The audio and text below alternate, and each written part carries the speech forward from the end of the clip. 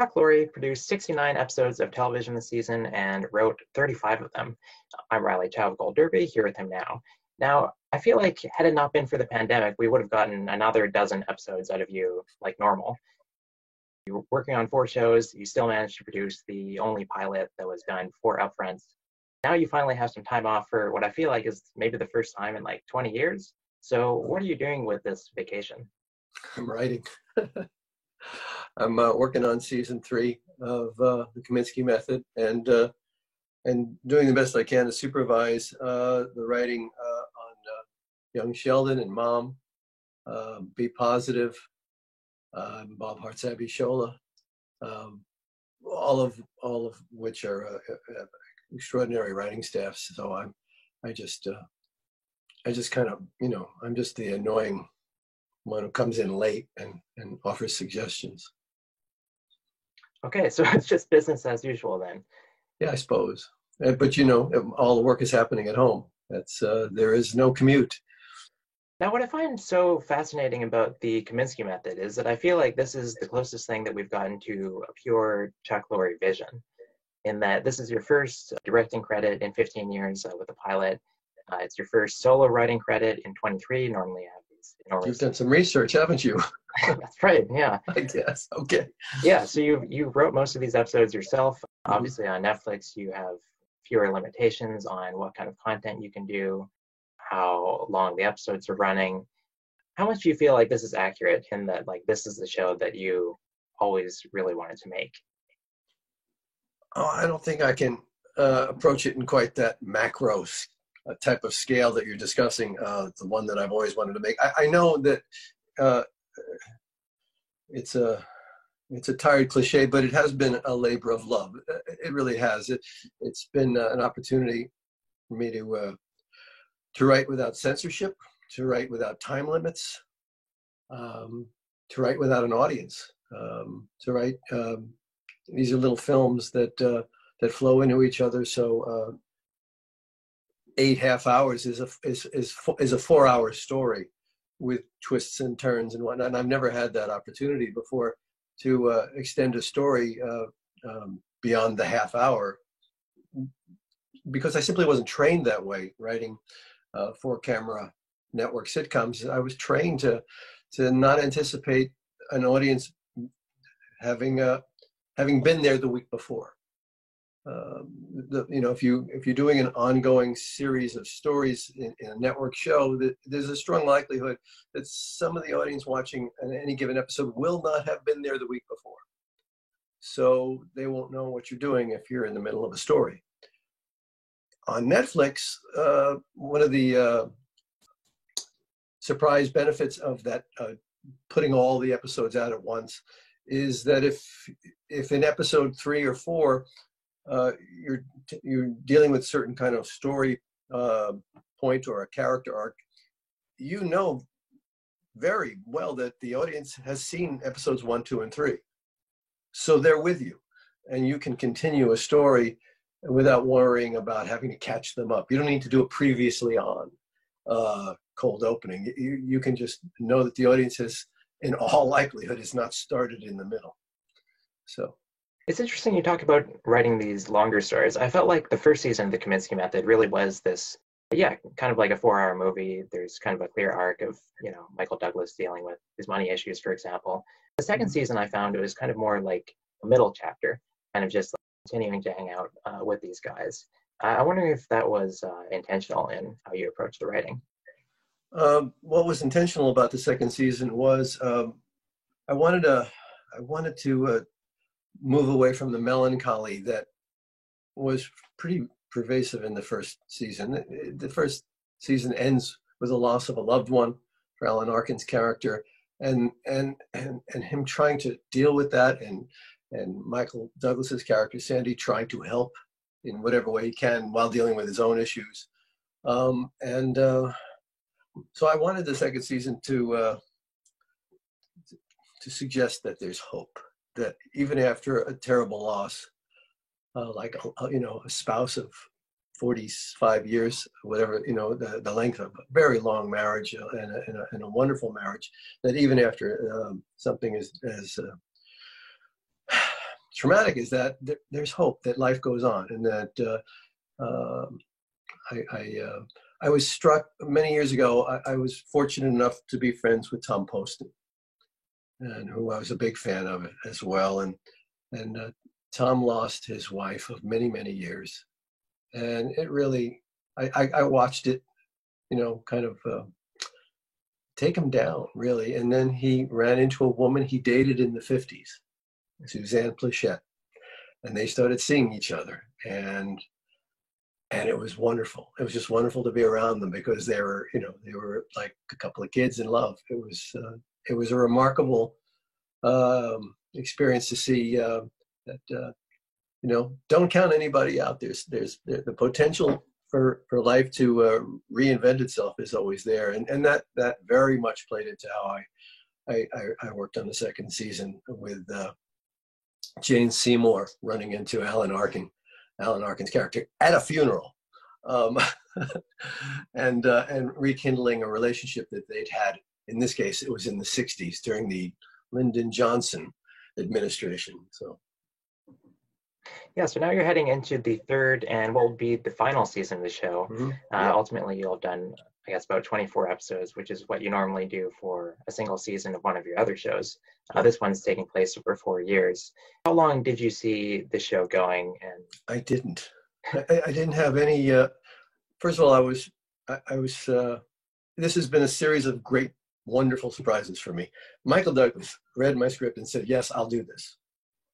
Alan Arkin read the script, and then after meeting with Michael, said, "Yes, I'll do this." And then when we walked into the Netflix offices and put the script on the table and presented the three of us, here's what the show is. I didn't want to write Old Guys Rob a Bank. I didn't, that's been done and sometimes very, very effectively. I didn't want to do that. I just wanted to deal with the loss of loved ones, health issues, money issues, grown children, feeling estranged from the culture, which happens because the world is moving very quickly, and you're kind of not moving with it. So that's what the series was about, and they said yes. They said go for it, and they were really supportive right out of the gate. So in answer to your question, did I anticipate doing this many or how many? I didn't anticipate anything. I was just struck by how many serendipitous things happened that allowed this to happen at all. You've been doing CBS sitcoms for so long in the multi-camera format. Now that you've done a Netflix single-camera show, I'm wondering how your perception of that mode of storytelling has changed. To begin with, it's grindingly slow. It is an incredibly more methodical and painstaking way of telling a story.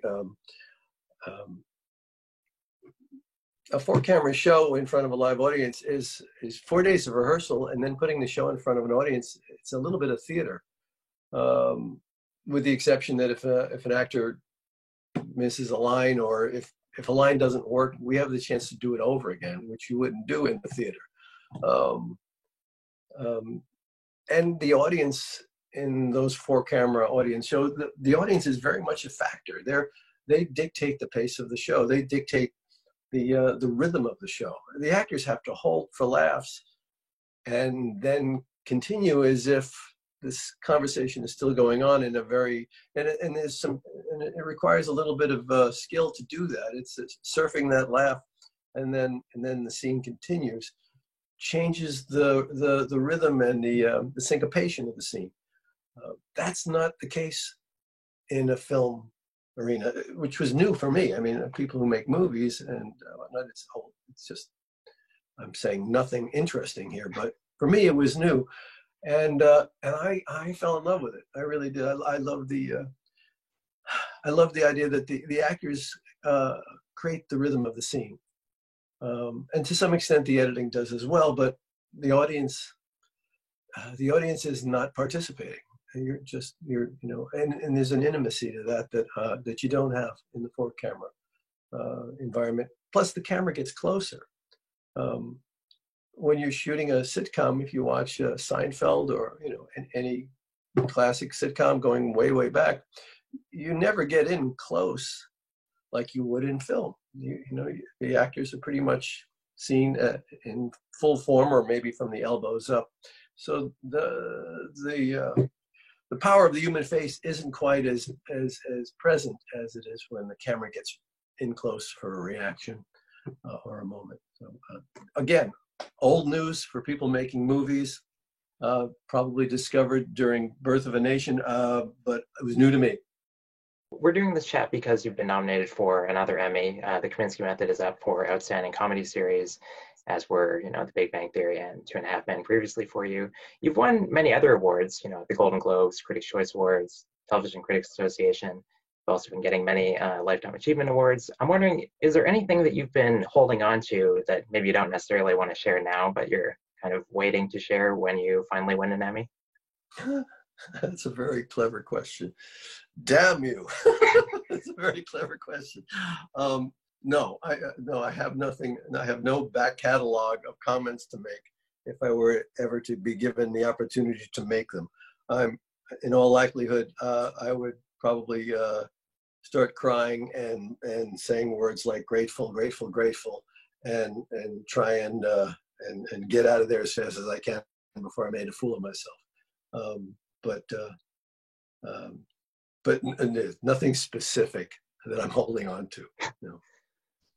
Now, what about, you've been called, the king of comedy, the king of sitcoms. I'm wondering which moniker you like. Like what would you like on your tombstone? Oh, well, kings get their heads cut off, so let's not go there. That's it doesn't generally end well. I don't want to. It seems presumptuous to pick a moniker.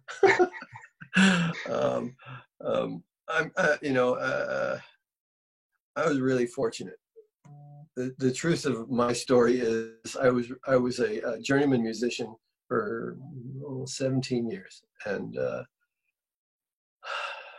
I stumbled into television, and I discovered that it was something I could do, and I enjoyed it.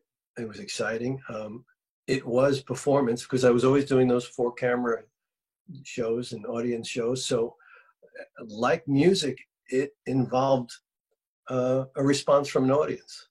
If you're playing in a bar, if you're in a bar band, you're supposed to get those people up to dance. That's why they're in the bar. In fact, the bar owner wants them to dance because they'll sweat more and drink more. And the more they drink, the more money the bar makes, the more likelihood the band will get another night, will not get fired. So your job as a musician in a bar, club, at a private party, is to entertain the audience. And you succeed and fail by the measure of whether or not the audience is participating with you. And that's not that kind of moves right over to the 4 cameras, audience sitcom. No matter how you might perceive it, that audience is part of the performance. They're, your job. Oh, I always felt my job, when it became my job, when someone said, "Okay, you're in charge," it was terrifying. That audience is not laughing, you failed. And I always thought, and I don't see any reason. It served me well. I always thought if it wasn't funny live, it's probably not funny at home in your living room. If seeing the actual actors in front of you sitting on that couch talking is not, and it's meant to be funny, and it doesn't cause laughter in that studio, in that stage, then someone watching it on television in the kitchen, or wherever they're watching, it's probably not. And you can put fake laughs on it. It's still not going to work, because it's just inherently not funny. So that's what I've been trying to do, is it's a comedy that implies laughter, just the same way as if a musician is playing an up-tempo song that's probably supposed to motivate dance. In the best of all worlds, it would move your body. comedy would move your laughter reflex. There's an unspoken contract between the musician and the audience, and a situation comedy or a comedy in a movie or a play and the audience. And the first thought that comes to mind is, I love my dog, but I think you're probably asking this question because there's a financial element to it.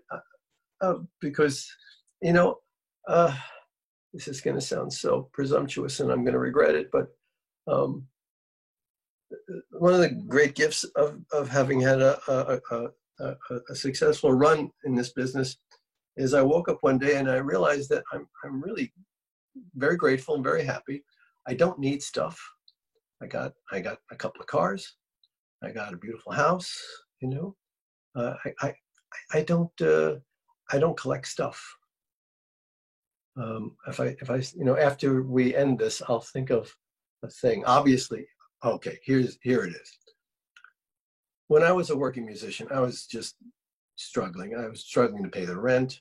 I lived in an apartment building over in Las Vegas back in the 70s, and I used to sneak in and out of the apartment so the landlord wouldn't see me because I was always late with the rent. So my musical equipment was very slim. I had a couple of guitars, I had an amp, I had a wah-wah pedal.